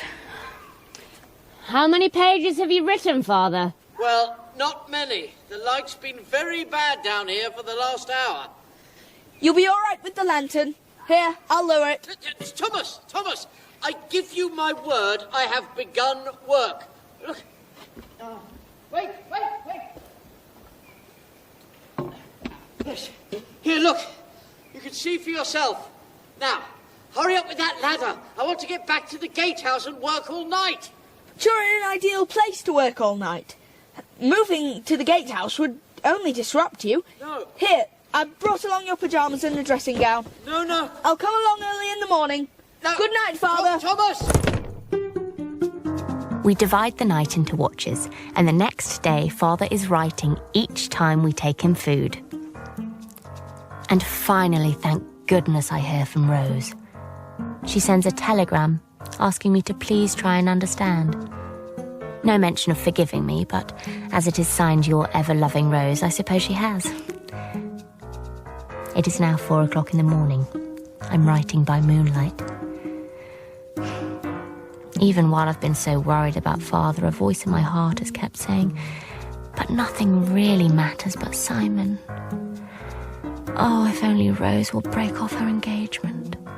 Surely Simon will turn to me someday. There's actually a car on the God's End Road. Strange to watch the headlights and wonder who's driving through the night. It's coming on and on. I feel like someone keeping a journal to the last second of an approaching catastrophe. The catastrophe has happened. Simon and Topaz are getting out of the car. Is Rose here? Rose? Oh, my God. She's disappeared, Cassandra. How can a girl just disappear? She left a note for Simon, but it didn't really explain anything. We thought she might have come here to be with you, so we drove straight down. Well, I had a telegram from her this afternoon. It didn't explain it, just said she'd write when she could, and would I please try and understand? Where was the telegram handed in? I'll get it and see it, just there. Well, fancy Mortmain sleeping through all this. Here. Why, it's from that little seaside place where the four of us went for the picnic. Why on earth would she go there? And why couldn't the silly ass explain in her note? She explained all right. Thanks for trying to spare my feelings, Topaz, but it's really rather pointless. It's just a fit of engagement nerves. She'll feel differently in a day or two. She's obviously gone to this place to think things out. Topaz, would you be too tired to start again right away? You mean go after her? Oh, Simon, are you sure that's wise? If she wants to be on her own for a bit... You can talk to her first, but I must know a little more than I do now. Well, let me just have a word with Mortmain. Oh, it's no use going upstairs. Is he in the gatehouse at this hour? No. You see, Topaz... What? What are you hiding from me? Father's been in Belmont Dungeon for 2 days. We locked him in to make him work, and if we're to believe him, it's done the trick. How dare you? What have you done? You killed him! Well, he was alive and kicking last night, wasn't he, Thomas?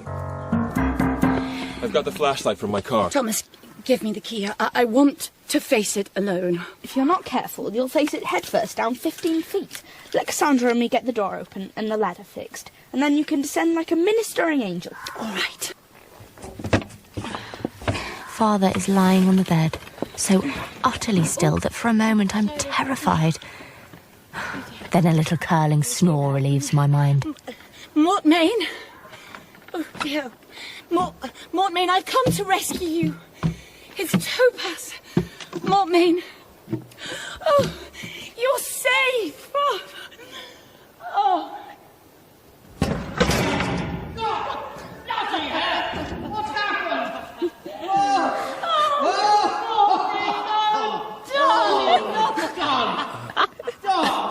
Hadn't you better leave them together for a while? Yes, let her work on her worst histrionics. In fact, I'll wait in my car.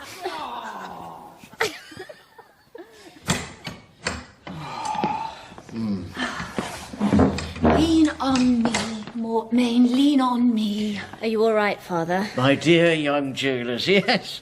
I think I shall survive if Topaz will stop treating me as if I were both the little princes in the tower. Cassandra, cut back and see what he's written. £4 piles of paper. This looks promising. Oh, thrilling moment. Perhaps one day I shall be describing it in Father's biography. Section A. The cat sat on the mat. The cat sat on the mat. The cat sat on the mat. On and on. Oh, Thomas, we've turned his brain. Rubbish. You heard how sanely he was talking. The cat bit the fat rat. It's like a second childhood. This is better. He's growing up. This is normal writing. What is it? He's been making up puzzles. Turn to the end. Investigates old copybooks, samplers, Child's Guide to Knowledge, jigsaw puzzles, toys in the London Museum. Well, that's sane enough. What's in section B? Numbered sentences. Oh, is it poetry? It's beautifully written. Oh. They're the clues to a crossword puzzle. He's just been amusing himself. I'm not going to read anymore. Here, bring back that torch. There's something in all this. I'm positive. Oh, Cassandra, I was just coming for you. Will you go with Simon? Then I can stay with Mortmain. I don't want him to know about Rose until he's recovered a bit. He doesn't even know that Simon's here. Yes. Yes, of course I'll go. And for goodness sake, try to make Rose see sense.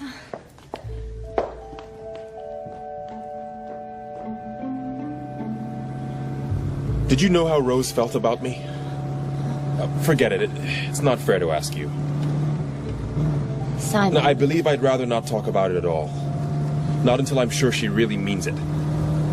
It is a queer feeling, driving through the sleeping villages. Each time the car suddenly seems noisier, the headlights more brilliant. In one cottage, there's candlelight beyond the diamond panes of an upstairs window, and a car at the door. Perhaps the doctor's there. Somebody dying, or getting born, maybe.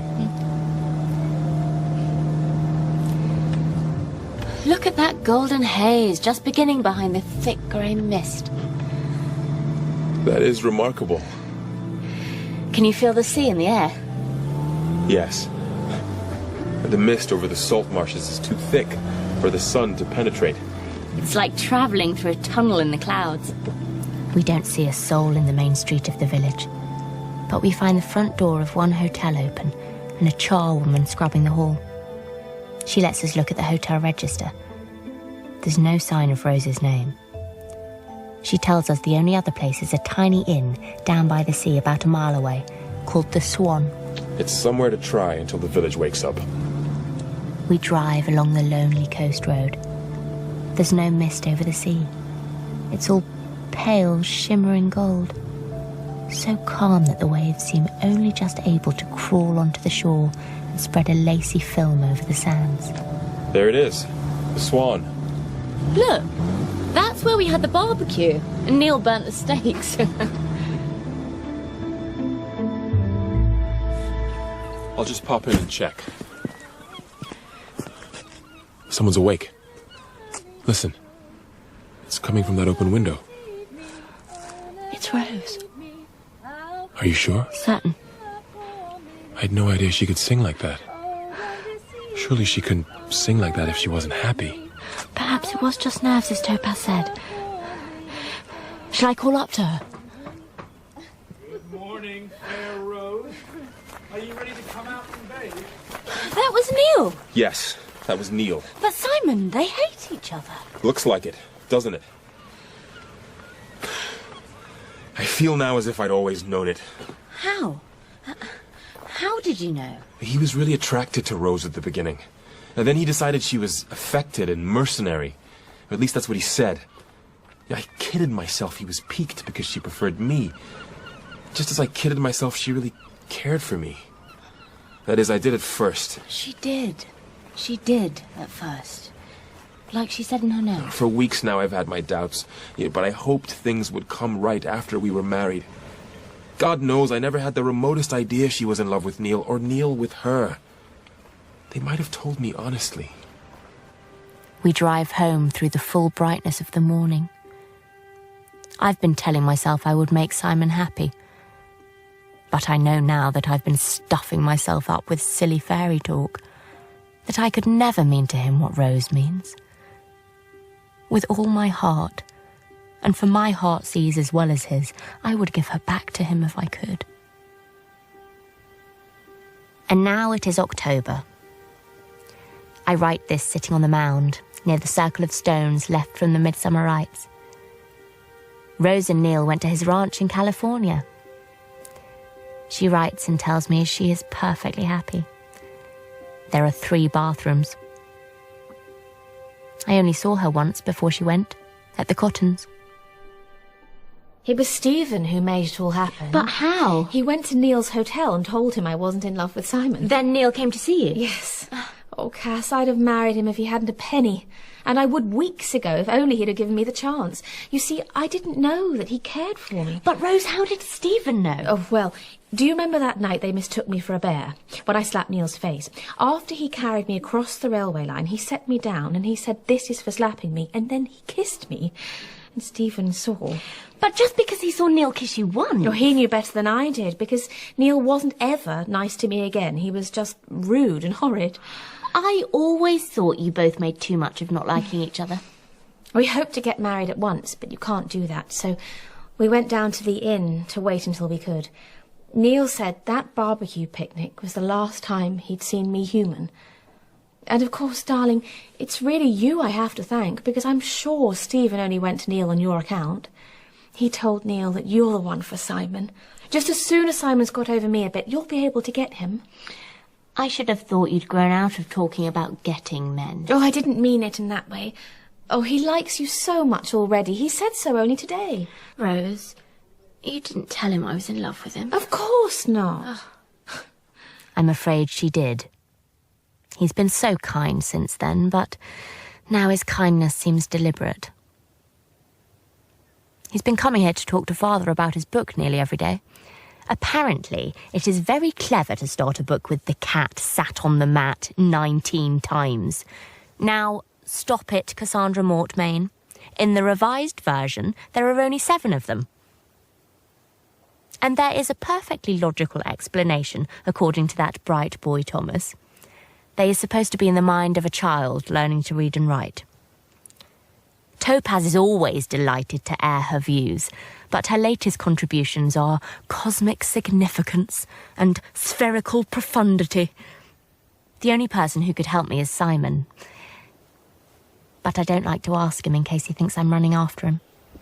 Cassandra, I need to say goodbye.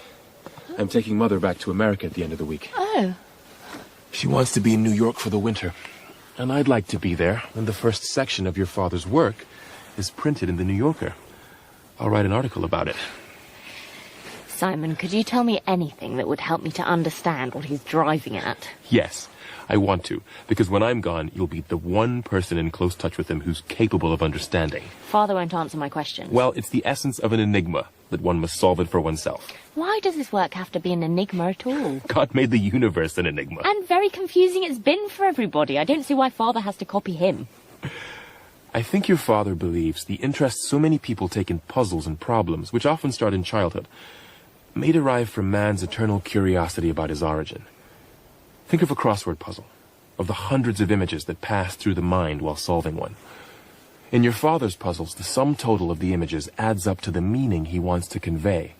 And the sum total of all the sections of the book, all the puzzles, problems, patterns, progressions, I believe there is even going to be a detective section, will add up to his philosophy of search creation. Why can't he say what he means plainly? Because there's so much that just can't be said plainly. Try describing what beauty is, plainly, and you'll see what I mean. All right. Maybe I understand. Do you think that locking him in the tower really got him going again? It's more likely that everything worked together. Our coming here, talking to Mother, reading at Scotney. He certainly hands you full credit for telling him to write "The Cat Sat on the Mat." I think losing his temper may have helped him the most. What's his temper like nowadays? Most of the time he's nicer than I ever remember. But in spasms, the temper is terrific. Topaz is adoring life. Dear Topaz, she's the perfect wife for him now he's working, and he knows it. But I don't see how life at the castle can be much fun for you this winter. Are you sure you don't want to go to college? Quite sure. I only want to write, and there's no college for that except life. Well, you must write to me for anything you want. Anyway, I shall be back soon. No wonder. What do you mean? I just wondered if America might claim you. I shall come back, all right. I could never desert Scotney. I wish I could take you to America with me. Would you like to come? Would you? Cassandra?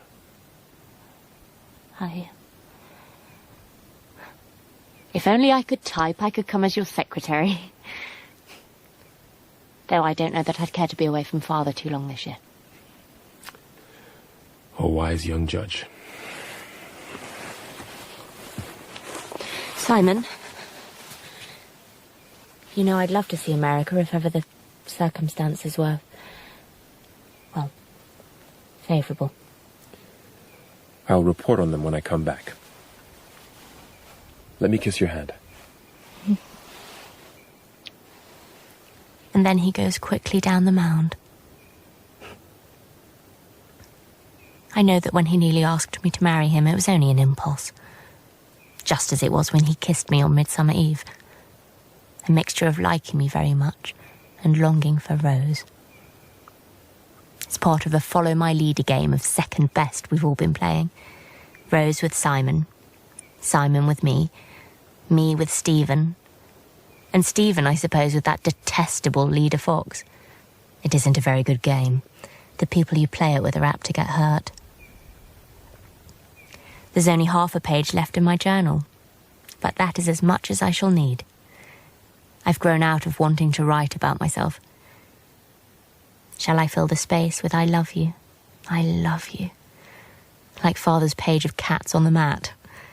No. Even a broken heart doesn't warrant a waste of good paper.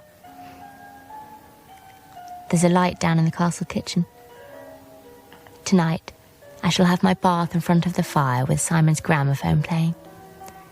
Topaz has it on now, too loud, to bring Father back to earth in time for tea. The music seems to say, what shall I do? Where shall I go? You will go into tea, my girl, and a much better tea than you would have come by this time last year. A mist is rolling over the fields. There was a mist on Midsummer Eve. Mist when we drove into the dawn. He said he would come back. Only the margin left to write on now. I love you. I love you. I love you.